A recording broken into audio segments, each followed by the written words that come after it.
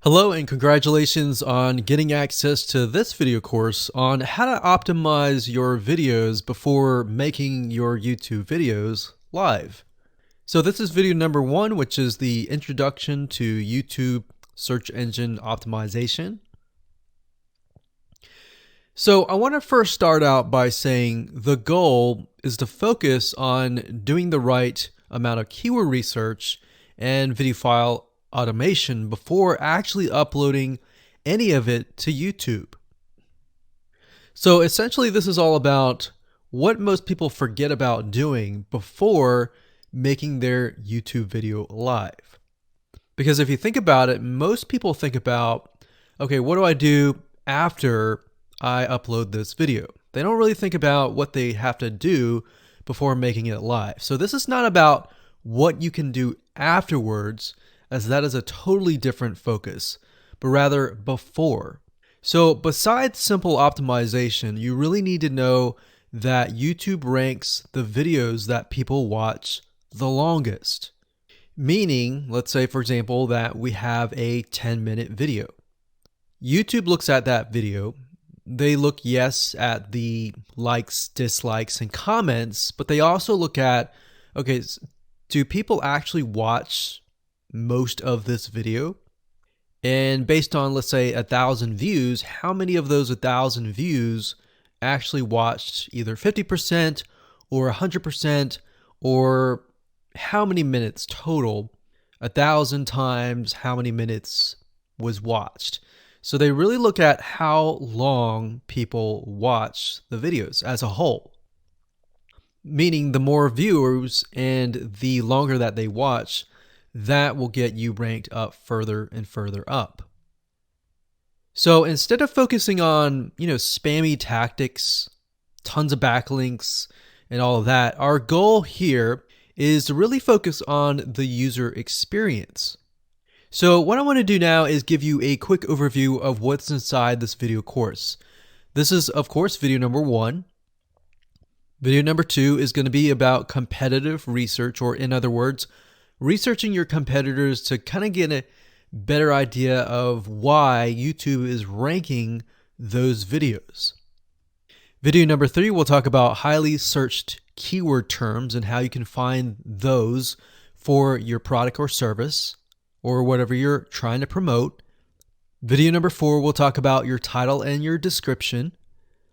Video number 5, we'll talk about video file optimization. So we're going to optimize the actual file because each file has essentially information in it. And of course, video number 6, we'll talk about why your thumbnail is important and how to make it professional and good looking. And video number 7, we'll talk about video length and why that matters. We talked briefly about it just now, but I'm going to dive in deeper in that video. And of course, last but not least, I'm going to give you a secret tip on how to outrank your competitors in video number 8. So before we get started, I want to talk about what you need to have in hand. You're definitely going to need your product or service and an idea of the niche that you're targeting. You also need to have a video that is ready to be uploaded. And with that said, let's move on to video number 2. Hello and welcome back. This is video number 2. So let's talk about competitive research. You see, the best way to understand how you can rank better is to know what is already ranking in your niche or your market. So what we want to do here is we want to analyze the videos that are on the top.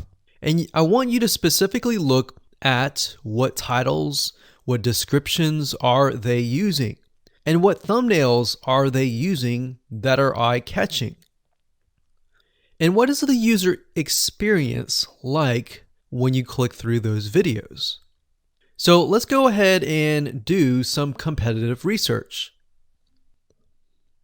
So for the sake of making sure that we find YouTube videos that actually relate to promoting a product, what I want to do now is just to pick a product out of the blue and let's take a look at YouTube.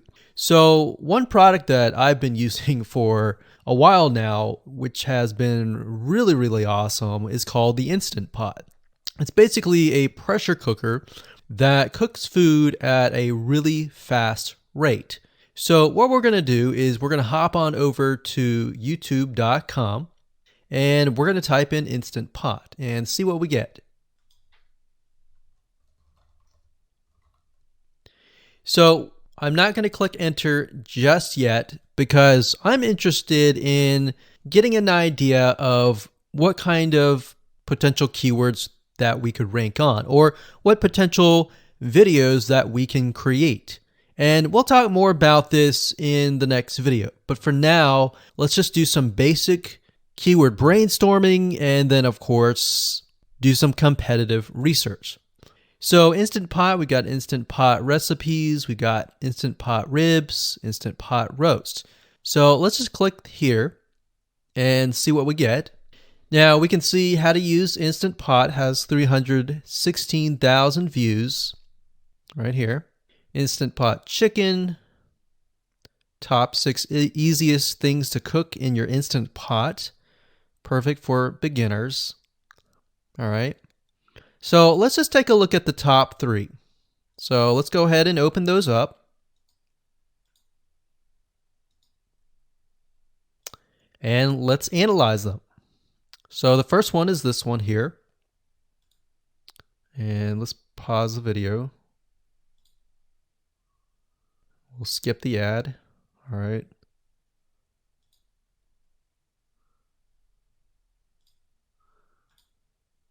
Okay, so how to use the Instant Pot 101 for beginners. So if we think about the type of audience that the Instant Pot attracts, it attracts somebody who has a busy life, who may be a beginner at cooking and just wants a quick and easy meal done fast.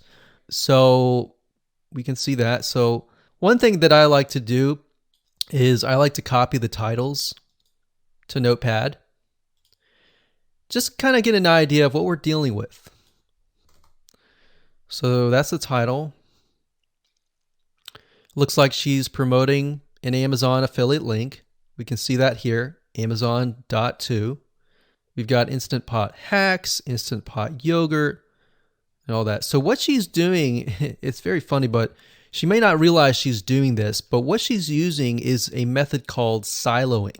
And she's basically telling YouTube, hey, not only do I have this video on Instant Pot, I've got Instant Pot hacks, yogurt, recipes, and other recipes. So let's just copy that in here. So that's video number 1. So we're going to rank it from video 1, video 2, and video 3. Let's scroll down a bit. We've got 373 comments. I will say when it comes to YouTube, they're looking for engagement. So comments is good, likes are good, even dislikes are good as well. Even though dislikes are bad from a human standpoint, it tells YouTube that there is engagement. All right. So sometimes we're going to be able to view, we can't do it here, but sometimes you'll actually be able to view more data. But for now, you can't hear.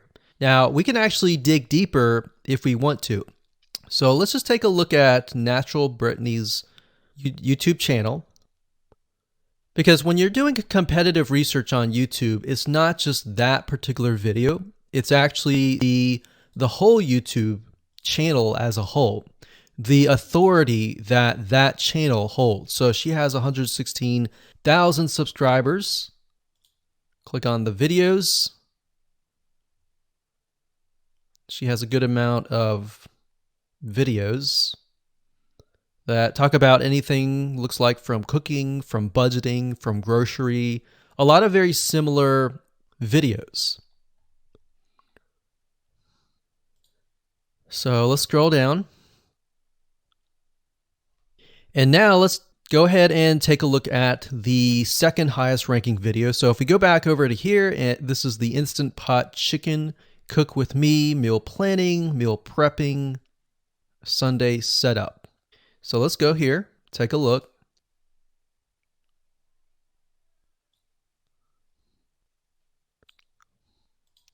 Okay, let's see here. So it's a 20-minute video, all right? And it has 658 likes, 5,000 views. If we take a look at this video here, this has 320,000 views and 7,000 likes. Now, notice how it says 13 minutes here, and notice how it says 20 minutes here. We'll go back to this later on. All right, so we'll talk more about why a certain amount of time of your video is important, why the timing is important. And why is it that this lady has only 5,000 views, whereas the other lady has 300,000, and this lady is ranked right below that lady? All right. So why is that important? And why does that correlate to the time? So we'll talk more about that later on. But for now, let's just do competitive research. We're not trying to figure things out right now, and go from there. So if we take a look at the description, it says cook with me as I try a new recipe with Instant Pot. So the description contains the keyword. Sunday setup. Looks like she's got some Amazon links. And if we think about Instant Pot, who could it be targeting? All right, so this lady calls out people who are trying to prep on Sunday. So if we can get an idea of who it's targeting mothers, it's targeting people who are busy, who maybe only have time on Sundays to set things up. And chicken is a common thing, so maybe she's getting a lot of clicks. We don't know exactly, but we know that the headline and the description work together in getting clicks. All right, back over here, this is the third one. So let's take a look at this one. So this one is 8 minutes, but it has a lot more views than those other two videos. But it's shorter. It's shorter, but it has longer amount of views, and it's third. It's got 11,000 likes and 633 dislikes. If we scroll down, we can see that it has more comments than the first one. So why is it that the first one is number one and this one is the third one and it has more views and more comments? Well, we don't know exactly why, but I have a hunch as to why that is, which we'll talk more about ranking and what Google and YouTube is looking for later down the road. So that's that. Let's just copy that title. And I'm going to go ahead and pause this video and we'll copy and paste that information to the notepad. Okay, so I went ahead and copy and paste the information. So this is video 1, this is video 2, and this is video 3 down below. So let me make this bigger. So we have this information. So as we're kind of analyzing the competitor, we want to save this for later, but can you kind of see a similarity here? So this is calling out the target audience. This is calling out the people who are busy, essentially.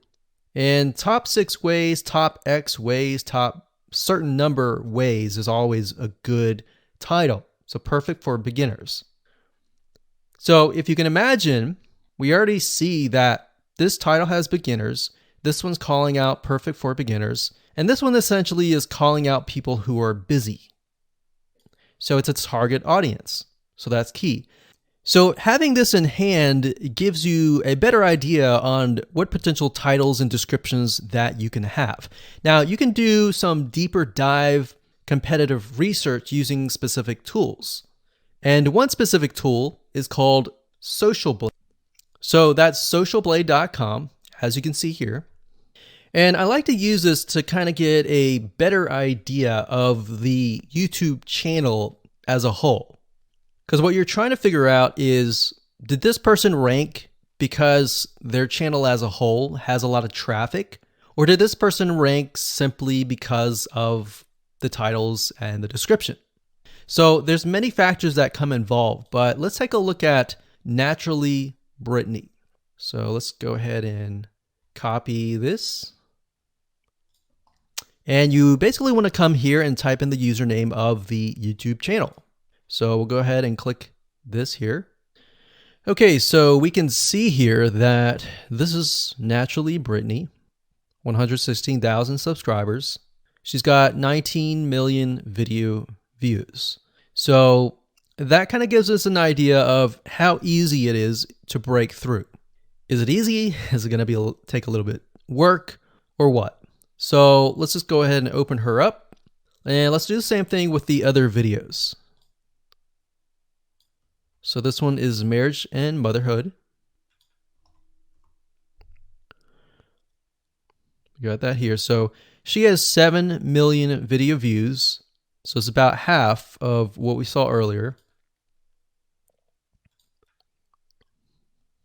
And this one is called Six Sisters Stuff. And this one has about 9 million video views.